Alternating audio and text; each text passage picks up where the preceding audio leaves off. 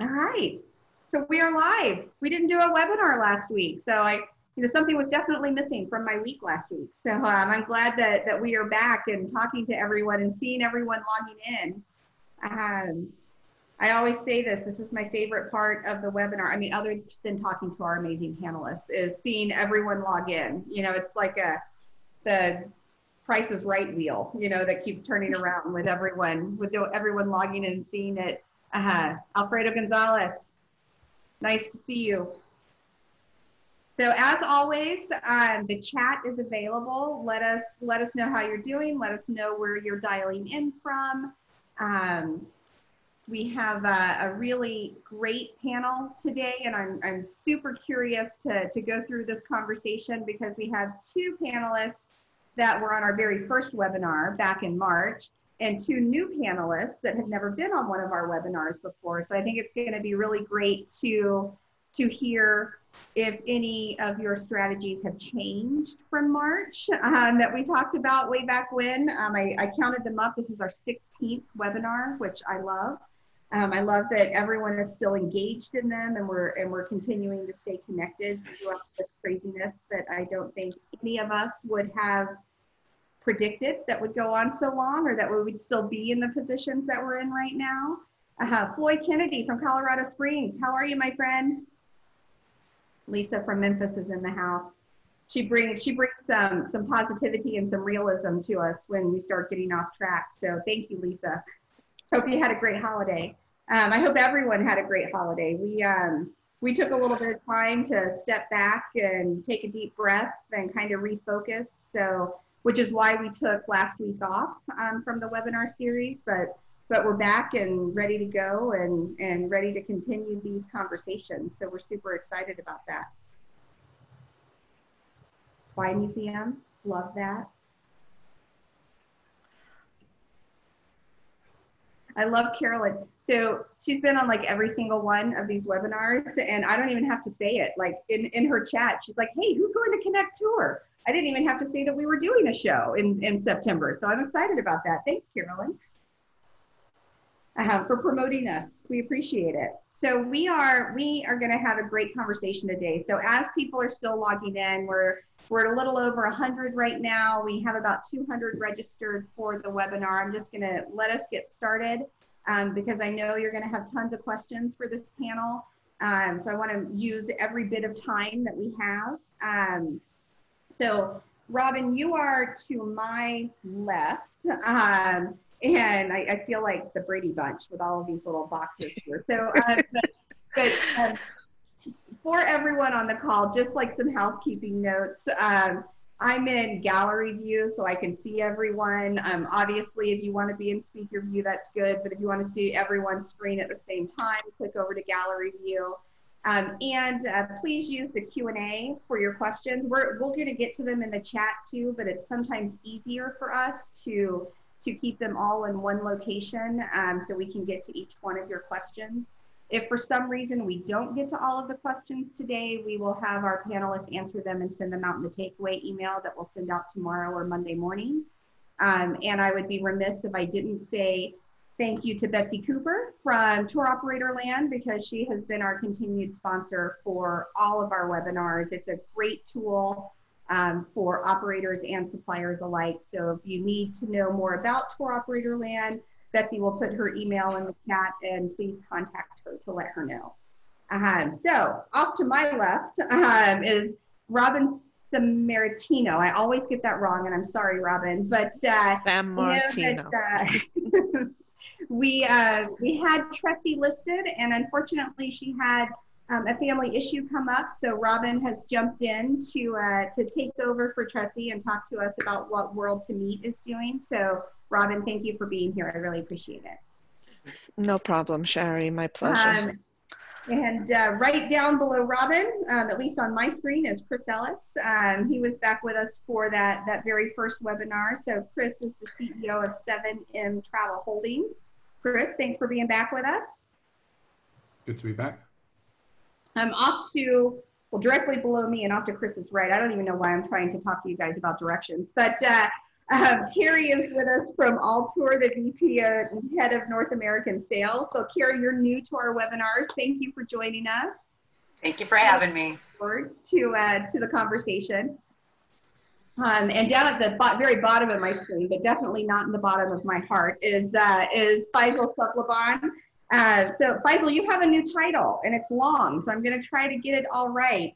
SVP of Hotels for Internova Travel Group and CEO of Bonotel Exclusive Travel. Did I hit it? Yeah, I think they just gave me more work. That's all. I think you did get more work, but what a great merger for you. I'm excited to hear more about it. Yeah, no, it's fun. Thank you for joining us, my friend. Thank you. So, you know, we have a ton to get to today, and I know we're going to have tons of questions. So rather than me try to introduce everyone's company and what your major focus is, we're going to be quick and let our panelists kind of talk about their company and what major markets they hit. So Robin, we're going to start with you. Sure. Hi, everyone. Welcome. I'm with World to Meet. We're a wholly owned subsidiary of Iberostar Hotels. We've been a receptive tour operator for the last, give or take, 4 years. We are a bed bank and a global tour operator, headquartered in Palma de Mallorca, Spain, and we currently have 5 people contracting in the US, and we have a regional office in Cancun, Mexico for all of the Americas. Awesome. Glad to hear it. Kari, let's go to you. Thanks, Sherry. Hi, everybody. Kari Bigot. I'm Vice President, Head of North America Sales for ALTOUR. And ALTOUR, we're roughly a little over $3 billion in revenue. We serve the corporate, leisure, luxury, mid-market, and entertainment community. We have 53 offices worldwide, and very happy to be here. And I'll just make a shout out to another Minnesotan girl, since I sit in Minneapolis, Amy Shaheen. Nice to see you on the attendee list. That's awesome. So Kari, during our call yesterday, Kari shared with me that it was just as hot in Minnesota as it was in Florida, and I was like, "Holy cow, that's crazy!" You know, we all need to cool down a little bit. Faisal, tell us a little bit about what's going on with you. So there's lots going on. So within Bonotel Exclusive Travel, you know, the core business remains the same as it always had. B2B distribution, primarily inbound tour operators into North America, and some domestic, some domestic travelers traveling within North American package B2B net rate program. And then we were purchased via Travel Leaders Group and Citaris almost 2 years ago. And so what we've done with the restructuring from Travel Leaders Group, that is now Internova Travel Group, which probably not worth getting into all of that on this call. So now what we've done is we've merged the hotel sourcing teams underneath the Bonotel management. And so it's really a hotel division, and Bonotel's sort of hotel program is a program that complements, you know, the Select, which is an amenity-driven program, GDS amenity-driven program, and then the Worldwide, which is a more broad-based 44,000 commissionable rate program. So work with the wonderful folks over at ALTOUR, know them quite well. So we're actually colleagues as well. Yes, so, exactly. Yeah, and so all of our success is kind of intertwined with one another. Love it. Who knew? I didn't even know that when we booked everybody to come on today. I like that. Yeah. Such is the world of travel, right? Yeah, exactly. The joys don't have enemies. All world when it comes to travel. Yeah. That's why you can't burn bridges. Chris, how's everything with you? Tell us a little bit about what's going on. Good. Chris Ellis from 7M Travel Holdings here in Orlando, Florida. And actually, with our online system, we work with Robin's team at World to Meet. So yes, it's very incestuous. Exactly. We're predominantly a Indian receptive tour operator, but branching out more into Middle East and prior to COVID-19 Asia markets. So yeah, it's hanging in there. It's hanging in there. So I'm gonna stay with you, Chris and Robin. You know, you were on our very first webinar, and we were a little more optimistic, I would say, the third week of March and how things were going to play out. So what has changed for you since then to now? So, Robin? No, go ahead, Chris. So I was going to say, so yeah, when we had the first meeting, we had a few initiatives that we were trying to do, which we've accomplished. So, you know, we've totally revamped our CRM system, got a proprietary CRM system, which will be great for when the business starts. We looked at developing more itineraries, which we have done, and thank you to all the DMOs that sent in images and links to training and everything. I mean, it's been a whole education. I sometimes feel that I have actually been around the US, although I haven't moved from Orlando, Florida. And I mean, the training modules are great because you really do get to know in depth. Because ultimately, you know, obviously previously being a DMO, it's the DMO that is the expert on their destination, and for them to produce a training video and provide images and information is great. We have quite a few itineraries now up on Viator. Obviously not being sold at the moment because there isn't anything going on, but we are ready to get them up for sale. Unfortunately, on the slightly negative side, we have had to make a few furloughs, both here and in our operations head office in India. But we are doing other things, and which I can talk about a bit later. But yeah, I mean, we're saying that we are ready for it to come back, and you know, waiting for it to come back, and watching all the markets. I think when we had this first meeting, we didn't know what was going to happen first, whether the flights were going to come back or destinations were going to open first. You need both of them. And obviously, as we can see, I mean, Disney opened today with reservations, completely different format than they've ever done before. But now more and more places are opening up, and you're starting to hear the airlines are starting to fly. We do have a date with Virgin Atlantic, for example, flying to Orlando in August. So there is light at the end of the tunnel. Good to hear. Robin, have there been any major changes for you guys since the end of March? Much like Chris said, you know, no one knew what to expect back then or how to prepare for this. We've taken the time as well to upgrade our systems. We got a whole new accounting system. We've updated some channel managers, being able to work with more partners than we were before. We've gone out. The biggest thing I think that I've had to do is get more products. So our thing has been, for when the business returns, we want to have a lot more product, because remember, we're only a few years old, so we didn't have as much product as, you know, some of the other guys, like you, Faisal. But hopefully we'll be, you know, big, stronger, able to compete better. We had no real layoffs, furloughs. We did have reduced hours for many of the staff members, myself included, 65%, but working 120%, as I'm sure you all are as well.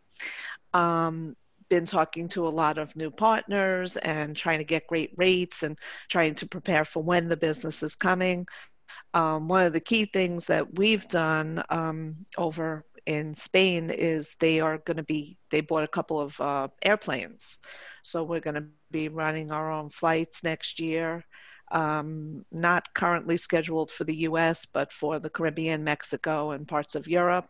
So that will secure us as, you know, a real player in the international receptive market. Just been trying to get things ready and hoping for the business to come back.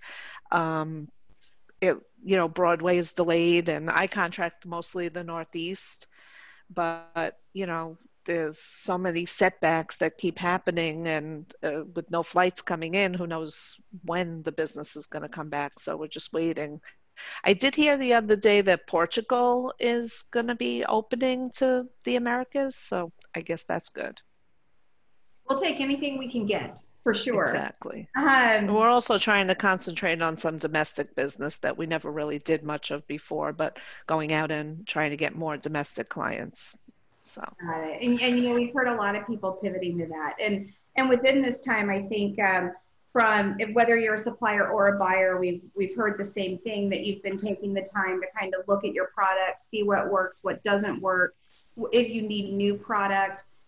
Kari, has ALTOUR been looking at that as well during this time?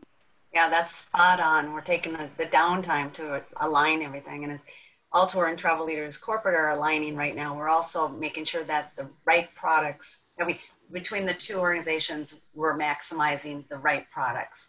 And so it's given a good time to do that. How, and I'm gonna pick on you for a minute, because you also do some corporate sales. And I think that's something that we haven't focused on a lot on some of the webinars.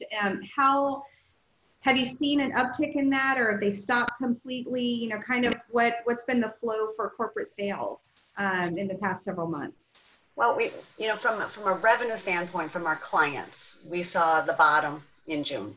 And so we have seen now an increase. I'm not going to tell you it's a huge increase, but nevertheless, it's an increase. So, they're all positive right now. We love that. And we're also starting to receive, RFPs.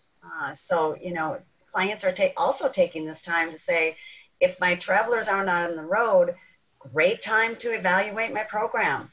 I heard a stat, or I read a stat out there that it was a low percent, it's like 34% of travel managers are confident they have the right duty of care program in place. So that's 70-some%, or you do the math, 68% that don't. so a lot of corporate clients are just taking the opportunity to really look at their program holistically. And so between our business units, between the leisure side, the corporate side, M&I as well, we're taking the opportunity to cross-functionally keep communicating between each. Because, there's the patterns between the three may not always align, but they definitely tell us a story. And so, talking and communicating internally as well as externally is so important right now. So we're taking the time to do that. I'll take any positivity numbers, right? So even if it's, 0.5%, well done you. And I like hearing those stories. Faisal, what about you guys? I mean, you obviously had a merger when this was going on, and you work in so many different markets. How are bookings for you, even through the rest of this year or into 21? Yeah, I think it was more a restructuring than these terminologies. There's a lot of sensitivity around it. So from our end, from the Bonotel International side, I think obviously if borders are closed, we all know that means zero revenue from that segment. We do have a significant amount of domestic package business. And so when you look at the international business, I guess, is sort of the long tail. We're waiting for borders to open. There are bookings coming through in Q4. I think most people have given up on the summer. Hopefully there'll be last minute bookings, but they're just kind of in wait and see mode. I'm just talking, the majority of the bookings that we do see from the international markets. I think that when you look at short term, there's pent up demand. And so it is domestic by nature. I think everybody sees that, has heard that, has read that, has everything. But we truly are seeing that behavior.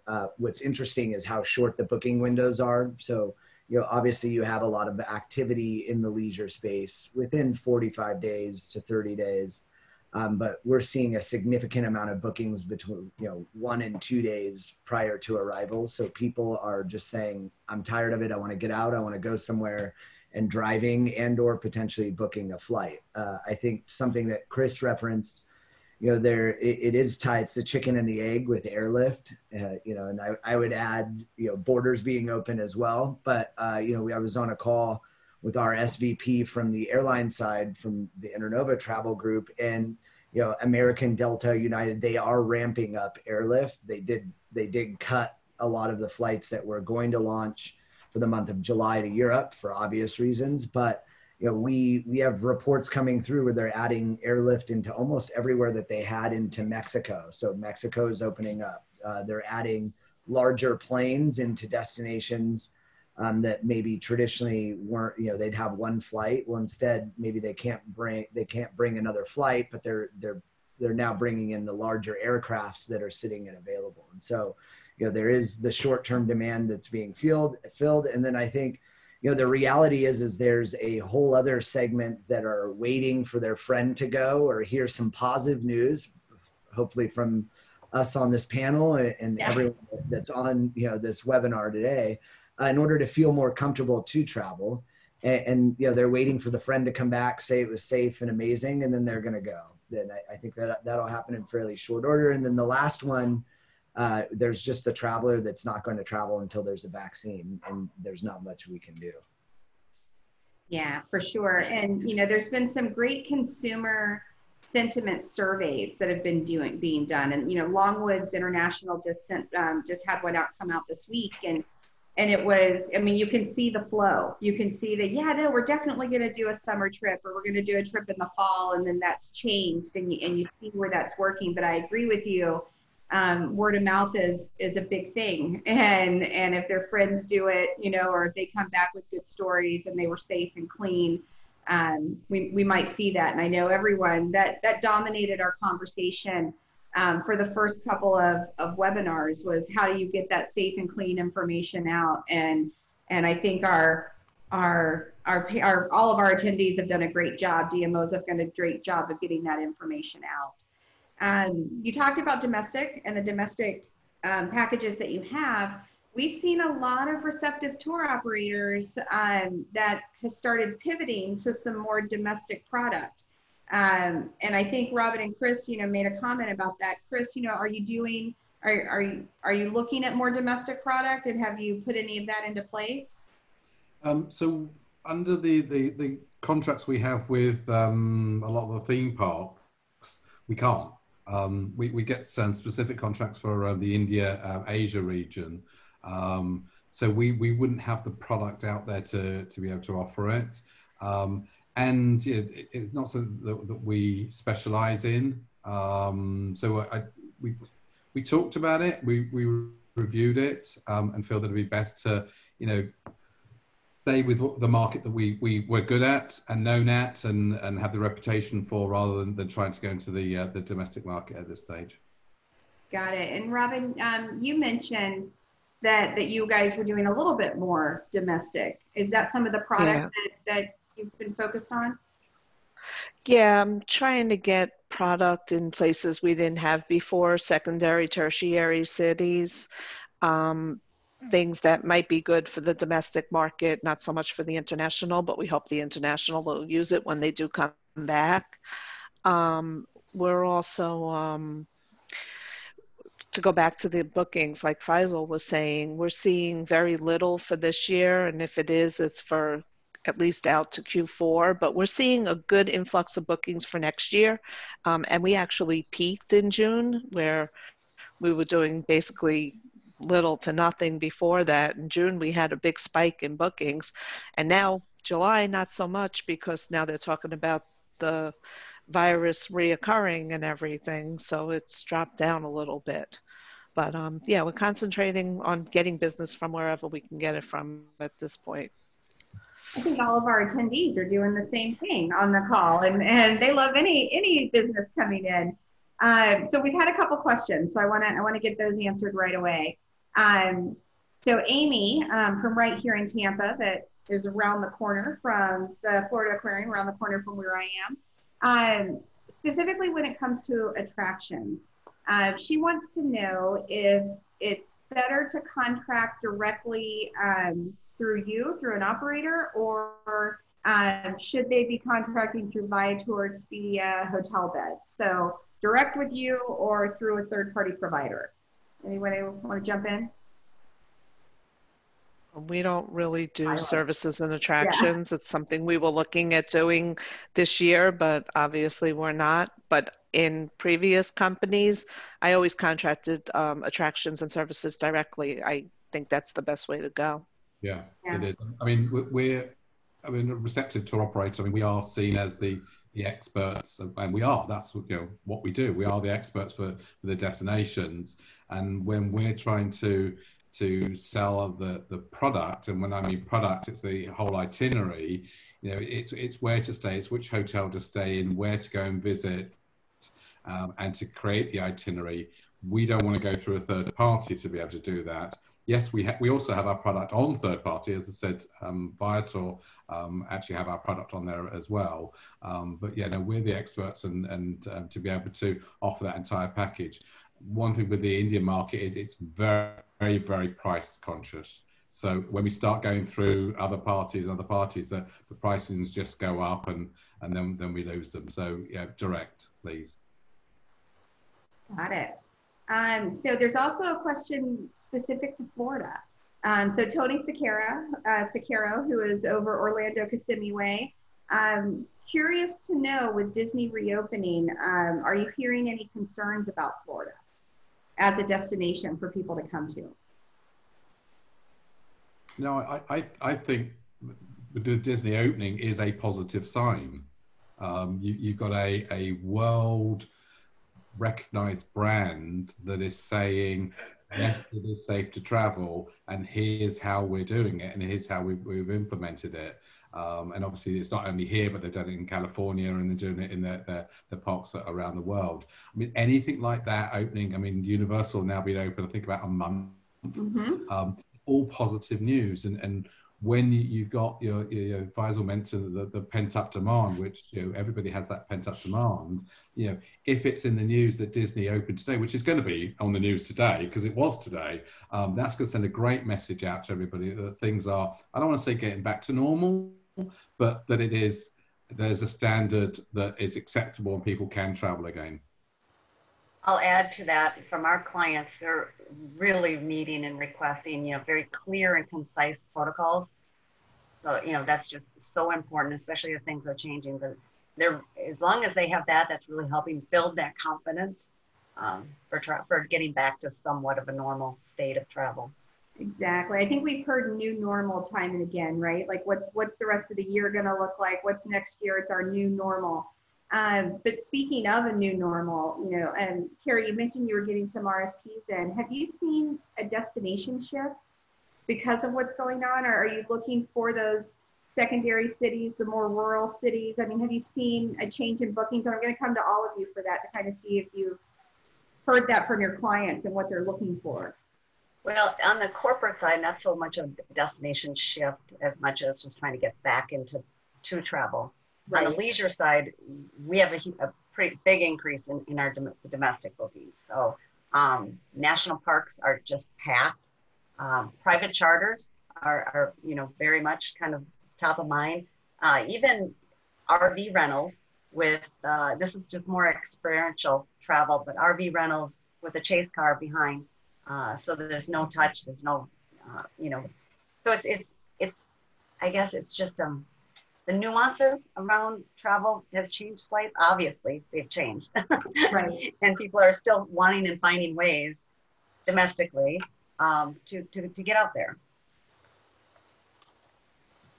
Faisal, have you seen any shift in anything? Yeah, I mean, I think to echo what Kari's saying, and pretty much everyone, yeah, there has been a shift. Obviously, there's more trepidation around going to a New York or a San Francisco, like the more urban destinations. There's definitively been a significant spike in demand for more rural, tertiary markets, secondary destinations, which we have seen. We're working to increase our product that we've had or availability that we've had within those markets. When you do see the other thing is glamping. People wanting to be outdoors. That's another huge thing. And then we've really bolstered up our villa product as well as a result. And people wanting to have short-term rentals as opposed to potentially going into hotels. I was going to ask you about that, from villas or vacation homes to tag on to glamping. I read a great article about dude ranches and how the rise there was increasing as well because they were in the out of doors. Yeah, and I mean, we have, Resort of Paws Up, say in Montana. I think, we've done several $100,000 of bookings in the last month, just collectively. I mean, it's just, these are properties where they're not cheap. It's very high-end, experiential sort of ranch style, bookings, and there's a clientele that's for that. I think ironically what's happening is with the shift for domestic travelers, the domestic travelers are doing what the international travelers often like to do, which is, the fly drive or the drive and renting RVs. I was speaking with, some of our partners over at Maverick Helicopters the other day. And, what they referenced is that, we have Americans doing stuff that is traditionally being booked by international travelers, some of the helicopter tours that they have. So I think, a lot of it is that, hey, we can't go anywhere. Europe's closed. A lot of the rest of the world is closed. And so people are really looking for new experiential ways, as Kari also mentioned, around the RVs, in order to explore the US and do something different, but also potentially feel safe and not in heavily, densely populated urban destinations. So by the way, I'm just going to call out Debbie Picard because you made her very happy when you referenced Montana. So well done, Faisal. So that. We're getting that. We're also getting a lot of questions about marketing. And so generally we kind of shift, into, hey, this is how everything's going right now and what you're seeing and how can we help, and that's, Chris referenced it early. One of our first webinars, we started talking about needing online training and safe and clean information, and all of the attendees to these webinars, went into action and got that information. So, one of the questions specifically was, when can you expect to start campaigns and promotions again? We know not a ton of bookings are coming in. Robin, you said bookings are strong for 2021. Are there going to be campaigns and promotions starting soon to push your companies and to push those bookings? Do you have anything on the books or scheduled for that? Yeah, we're rolling out a marketing campaign that we were starting to do, but I think we're going to do it stronger. I've been talking to a couple of CVBs, destination marketing and stuff, and trying to get them on board to do some, banner ads and marketing and flyers and all that kind of stuff to entice people to go to those destinations. And a lot of them, as everyone has said, are the smaller tertiary destinations, whether it be Long Island, where I live, or Atlantic City, or Lancaster, Pennsylvania, places that were traditionally more domestic, to try to bring the international people when the business comes back, and also for the domestic. So yeah, we have a lot of things. So if there's anybody out there who wants to talk about advertising, please reach out. We'd be happy to send you the marketing campaigns that we have and the cost sheets and pricing and all that stuff. So we're definitely looking to do that. So I think one of the questions generally is, what kind of unique things can you do to get the word out about your own destination or product, but how can they partner with you to help get your information out as well? And I'm going to go down to the hotel boss down there because I've been watching some of his new videos. Are there any unique opportunities that clients that attendees might have with you to assist? Yeah, I think we always say during these times, when times are great, we often take for granted some of the benefits that our partners provide, on all sides. We just kind of demands coming through, and we probably overly tell ourselves how great we were. And in essence, sometimes it's just the momentum is moving, and there's wind behind our sails just collectively. And these are the times where it is a challenging time. Everybody's been decimated. I think you speak about every company Nobody's going to say, yeah, I mean, well, in the hospitality space, there are plenty of companies that are doing quite well, like Amazon and stuff like that. But in the hospitality space, I think all of us have been significantly impacted one way or another. And now more than ever, we have to work more closely together. And so, when you're in our space, we have the ability to market. If you look at, we have a rich travel agent, base that is captive and booking, and travel experts that are booking on behalf of their clients. And so we have many different ways of reaching the end consumer, because the end consumer is now reverting back to a travel professional because they have that one more question. Kari mentioned, earlier that it needs to be concise information. So one way you can partner is ensuring what you're saying is actually what's happening when the guest arrives there. Because, if something is different, then it's going to be a problem. Or if the pool is requiring a mask or no mask, some people are going to travel there and say, that's fine. I don't want to have a mask when I'm at the pool. Other people are going to say it's not. And so when you look at marketing, it just has to be consistent. And it is a fluid situation that often is changing by the hour. But I think, for us specifically, we have the reach and distribution to market within, the Bonotel ecosystem. For the short-term bookings, it's going to be domestic by nature.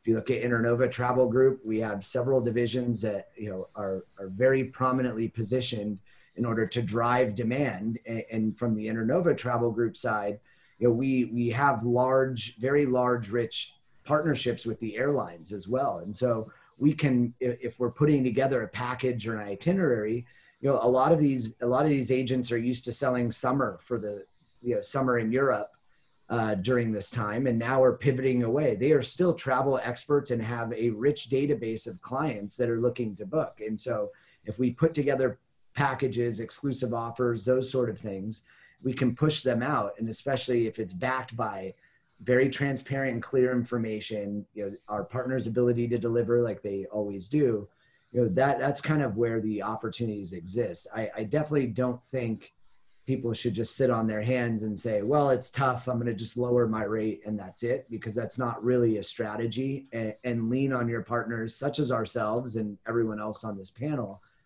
because we all have different types of demand. I do things well that maybe Robin doesn't, and vice versa, and Chris and Kari and the rest. So there's definitely opportunities. Reach out. I think all of us are going to be captive to trying to jumpstart demand, because there's somebody out there who is on the fence about traveling that maybe with the right offer or make the information about how safe your property is, or the agent advising them to book your property, will make that buying decision at that time.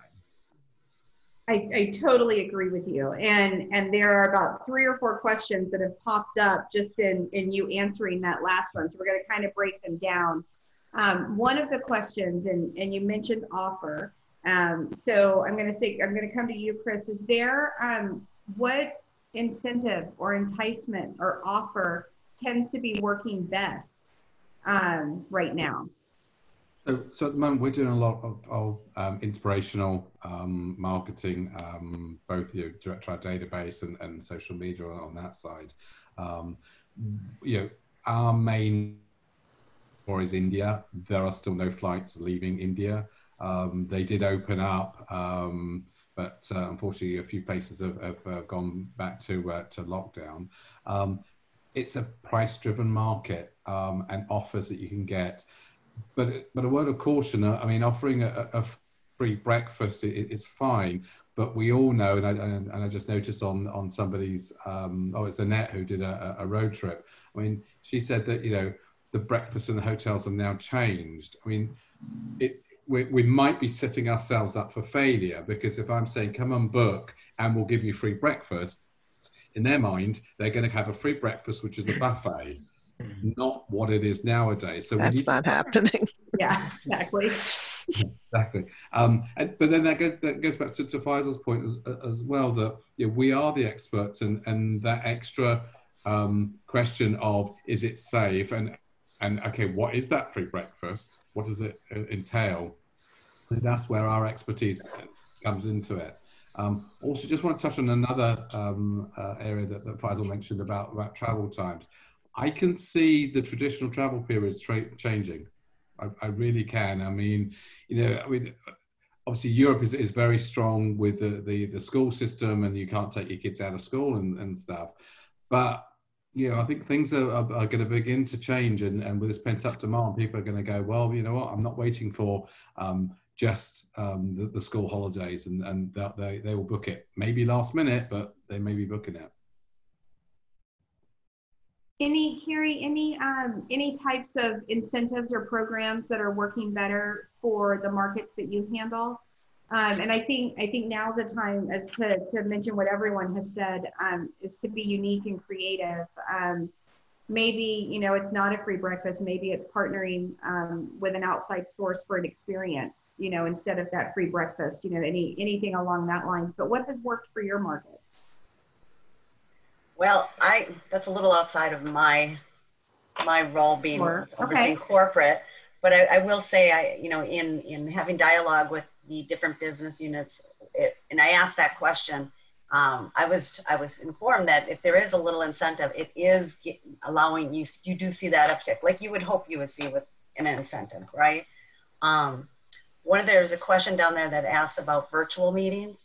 Yeah. And that is something that our M&I department has really taken a shift to, and it's not just utilizing Zoom. It's almost if you pretend you're in a video game and you have those avatars that are going around, and there's marketing and logos and branding and to bridge that gap on no trade shows happening right now, no in-person or very little happening right now. So having that, but then also having it as a hybrid solution. So those, as we start coming back, those travelers and employees that feel they still don't want to travel, but want to attend that trade show or that conference. So you can go in a virtual environment and be there. So, it's creating this, as necessity is the creation, right? However that saying goes, we're really, again, using the time not to lean on Zoom as much, but create that gap, bridge that gap.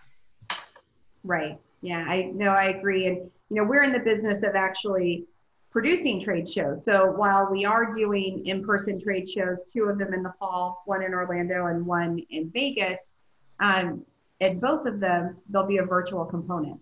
So we know we have to have, both of those hybrids moving forward to reach as many people as possible. Right. There is no replacement for that personal interaction. I mean, as much as this is lovely to see people's face, being one-on-one, there isn't a replacement for that. So as time goes by, as we get over what we're going through, we'll eventually get back to that, and we will. That pent-up demand that Faisal mentions, it definitely is there. Absolutely. So Michelle has a question. There's like a ton of them that have come in now, so I can get off track. So I want to make sure we get those answered. Michelle has a question about segments. If you would have asked us this like a month ago, we would have said luxury would be the first one to start coming back domestically. But now we're seeing, RVs, and so Kari, you said your private charters were going well, but RVs, and is it luxury? Is it budget? What seems to be booking more right now? Definitely, RVs we're seeing a definite uptick in there, and I think that even the sales of RVs are increased as well. It's more mid to luxury. It's the experiential group that it may have gone internationally, but now is domestic, and how can they still have that level of experience that they want, that they expect? That's the shift that we see, and maybe Faisal could expand on that more from the hotel brand area, what he's seeing. Yeah, I think there's a mixed bag. The luxury clientele is traveling. The high-end people have disposable incomes. In fact, a lot of the feedback I've gotten and conversations I've had are people have been at home, not eating out. You don't want to buy clothes if you can't go out or there's no special occasion. And so They have disposable income that they're looking to spend and do want to travel. It's just the nature in which how they travel is going to change. And then the other segment, when you're looking into some of the more lead-in, economy-driven type economy product, they're busy as well, and you see a lot of that in those tertiary destinations. There's not always a 5-star hotel that exists. It may be something that is more economical, just because of the nature of how it is. But I think that they've been quite busy. I was on the phone with some of the folks over at Blackstone, and they said Motel 6 brand is doing extremely well. We don't predominantly sell that sort of product, but it's just showing that there is a demand funnel for that. And people always do want to travel. I truly believe that. It's innate within our DNA. And the economic shifts just maybe change the way we do it. So we either buy down, shorten the trip, or if you have money and it's fine, then you just travel how you always did and maybe get a little bit better deal. Yeah, I think that's one thing that we're all going to have to watch, that with the economy and, they talk about the UK going to recession and we're going to recession. People, again, will want to travel, but they will look at cheaper accommodation or maybe not going as long. I wish I bought shares in a RV company, because I've never seen RVs advertised on TV before, but now it's like everywhere. Yeah. Absolutely. So, Chris, while I have you, and this is from Alfredo, on September 30th, the Airline Assistance Program, the CARES Act, it expires. Do you think that's going to affect new international programs, either for the fall or into next year? Yeah, I mean, at the end of the day, we have to obviously remember that these airlines have these aircraft, these multi-million, billion-dollar aircrafts, and they've got to fly them from A to B, and sitting out in the Mojave Desert is not making them any money. In fact, it's losing them tons of money and of fist. I mean, Faisal mentioned it earlier that they are looking at the routes that they're doing. I believe that the airlines and the airlines that are tied to, especially with the holiday companies like, your Virgin Holidays and British Airways Holidays and all those guys, and Robin mentioned, their own companies buying an airline for Europe. At the end of the day, an airline flies from A to B, they're only interested on people sitting on those seats, but those people have got to be able to go somewhere. So it goes back to, us as the receptive operator and the destination working with the airline and the tour operator in source market.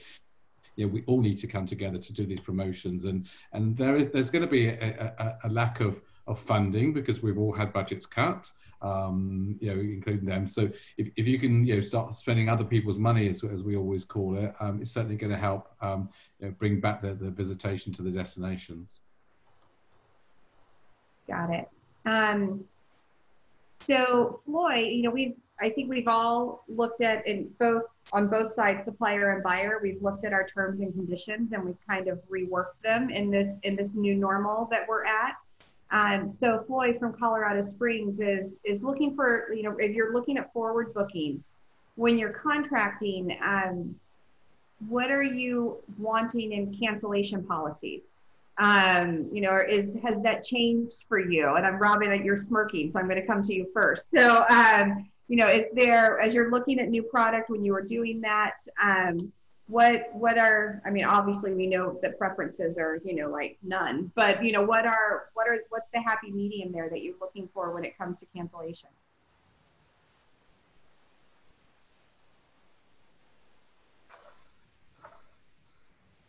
Robin, I think we lost you. Sorry, are you there?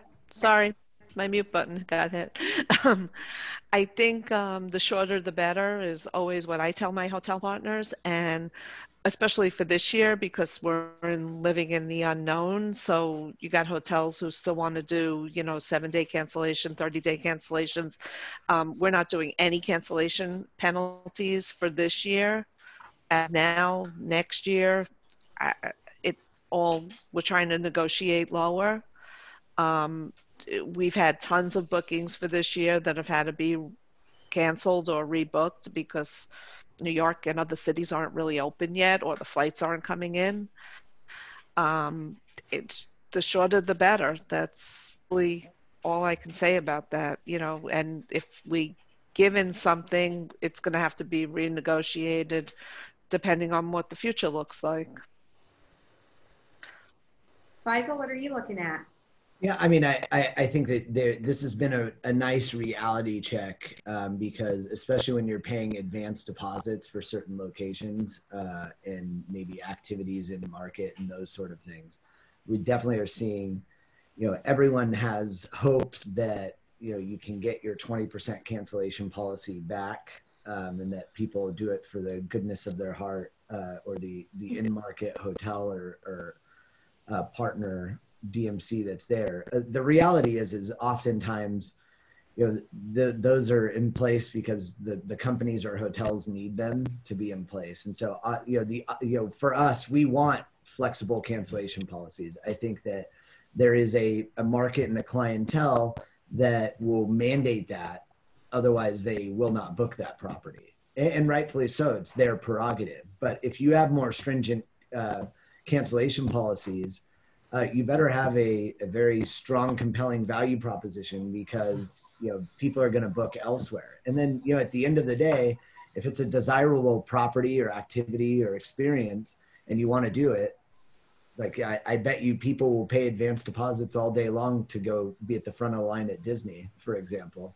I mean, you can command what you want when you want it. And I know their cancellation policy was not giving money back. It was allowing you to rebook, which again is their prerogative, and people can get away with it and do it and others can't. So, you know, for me, it's a mixed bag. Obviously it's going to change moving forward, just because consumers have been, you know, who put deposits. I mean, I get messages all the time on social channels where, you know, people, it's like, I have 15,000 euros in a deposit with X on this villa wherever they were going, and they can only get 80% of it back, or they're allowing them to roll it into next year. And that's just, you know, it's unfortunate, but that's why cancellation policies are in place. And so I think now more than ever, you know, this is where the transparency and clarity and communication around what those, you know, those cancellation policies are.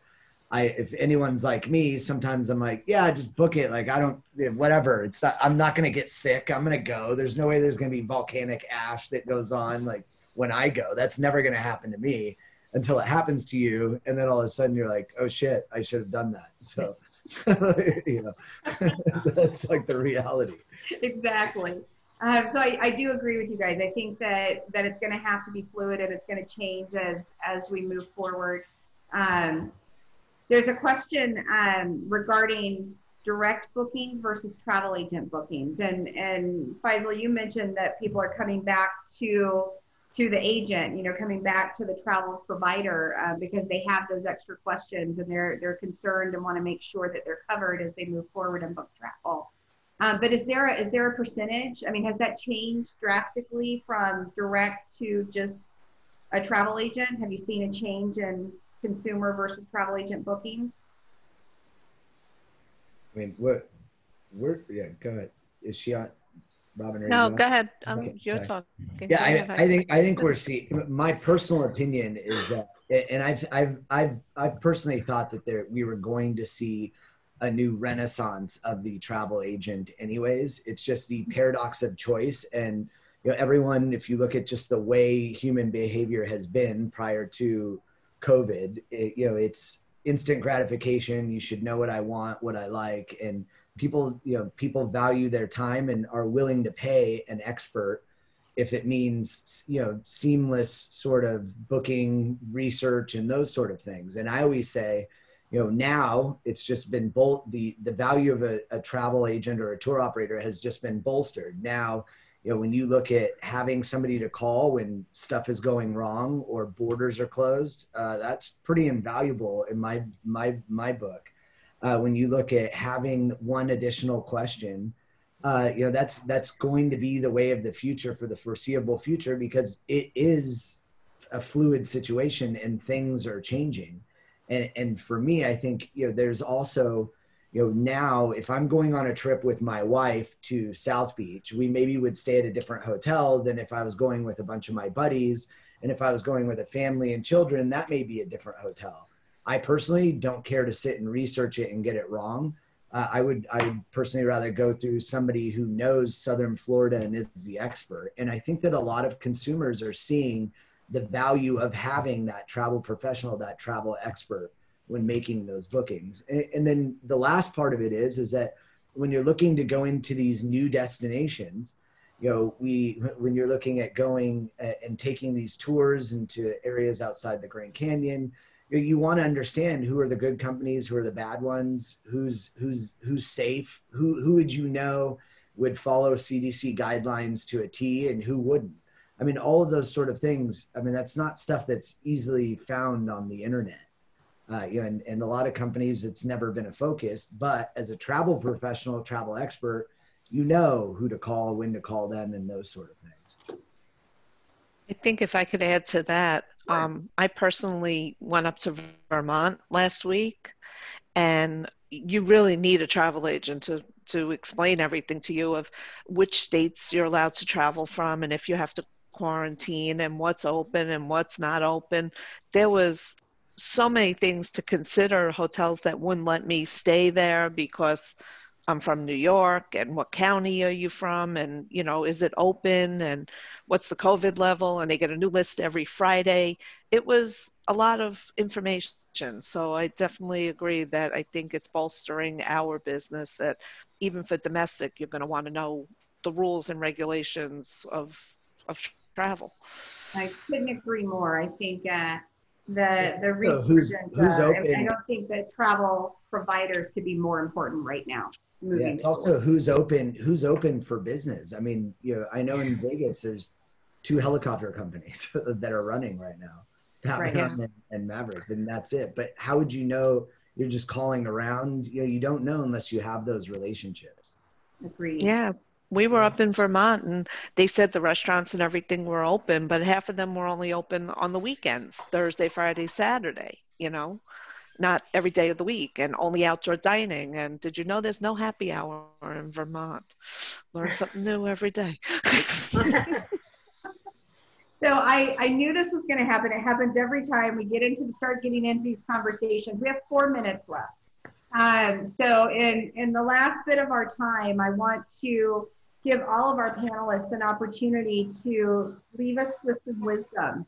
Any last minute thoughts, Kari? Oh, last minute thoughts. I'll start. In travel, as we all know, it changes, it's fluid. And if you've been in the industry any length of time, we've gone through these bumps, pretty significant ones. This happens to be the largest bump and we've made it through. So I would just echo all the ideas and thoughts that we shared today, especially the ones that we are the resource, and nobody wants to go out on the web and spend so much time. And it gets so confusing because the information out there is in abundance and it's changing. So this is just our time to shine. And as partners, it's even more important to come together and support each other and lift this travel economy back up. Very well said. Robin, any last thoughts from you? Again, echoing what everyone else said, now is the time to prepare for next year. Let's get 21-22 rates out there, very attractive rates, great cancellation policies, inventory, so that we can be prepared for when the customers do come back, whether they're domestic or international. We need to be prepared. And that's what I've been concentrating on and focusing on. And as Kari said, I've been in this industry a long, long time, too long to mention. And we've seen a lot of ups and downs. And in the beginning, people were comparing this to 9/11, but I think it's way beyond that. 9/11 was just people wanting to come and support New York after the disaster that happened here. This is a worldwide, global situation. Everybody's felt the impact. And together, we just need to be strong, travel strong, right? And hopefully I got another 10 years and then I want to retire. So hopefully it's there. Not in We'll get back to it. Words of wisdom, Faisal. Anything wise to share? No, I mean, I think that one thing to remember, as everyone's kind of said, and just echoing their commentary, is that you know, travel is part of every human's DNA, and it always will be. And even if, you know, our long haul sort of holiday has been ruined, you know, economies, restaurants have all been decimated around the world. And so, you know, there's one thing we can do is just get out there and travel and support, you know, those hotels, those activity experiential operators and partners, the restaurants that you referenced, the bars that have happy hour, Robin. So, not in Vermont. because travel really drives the economies everywhere. And so if we're getting out and ensuring that the standards are in place from our suppliers and that both the employees and the travelers are safe when they arrive there, I think the more that we can all promote this and work together, you know, I think this has been an incredibly humbling experience for everyone, irrespective of whether you're a competitor or not. You know, it has sucked, but there is light at the end of the tunnel. There's momentum building, and together we will all persevere through this. Very well said. I agree. And Chris, I'm going to let you have the last word because you have a pretty cool program that 7M Holdings has come up with. Many people on these webinars, and we've seen it time and time again, are friends that have been furloughed or have been laid off. And I've seen it from March when I had tons of people on the webinar with a company email to now Gmails, you know, that have come through to stay engaged. So Chris, the last word is yours. Tell us some wise information and tell us about your new program. Yes, certainly. So we're very lucky in that we do have a web building company as well. We've taken the step to go out and create a job seeker website that is specific for the travel industry. It's not going to cost anybody anything. Obviously, job seekers can register and look for positions, and employers can advertise their positions on this website without any cost or anything. What we looked at was, obviously, you got Indeed and Monster and all those, but that's everything, every job. We wanted to concentrate just on the travel industry jobs so that you as an employer, you know that you're going to get somebody that's got that experience or the type of person that you are looking for. So that will be coming out in August, and I'll give Sherry all the details when that is actually launched. It will be turismojobs.com, and I said I'll give Sherry all the details. And just before I say goodbye, I'd just like to give a shout out to US Travel Association. I'm sure, like a lot of people, I was invited to join a couple of webinars, meetings actually. Well, there were virtual meetings with senators, met with Senator Rubio and Scott, as well as Representative Christ, to talk about the industry. US travel is doing a great job. I mean, we have been hit very, very, very bad. And I think it was reassuring to know and talking to the guys at US Travel that they are constantly hammering the hill to say, listen, these guys need help. So a very heartfelt thanks to US Travel Association. And they have some great toolkits on their website that can help get you started and get you the information and data that you might need to move forward. So with that, we've gone over. I kept you longer than the hour that I promised it would be, but the conversation has been great. Robin, Kari, Faisal, Chris, thank you so much for spending an hour with us and sharing some of your insights. As always, the recording will be available and key takeaways, as well as contact information for our panelists. We're here to answer any questions that you have, and we will see you next Thursday for another session. Another virtual roundtable. Thanks, everyone. Have a great day. Bye. Thanks, Bye. Kari. Take care. Bye, guys. Bye. Bye.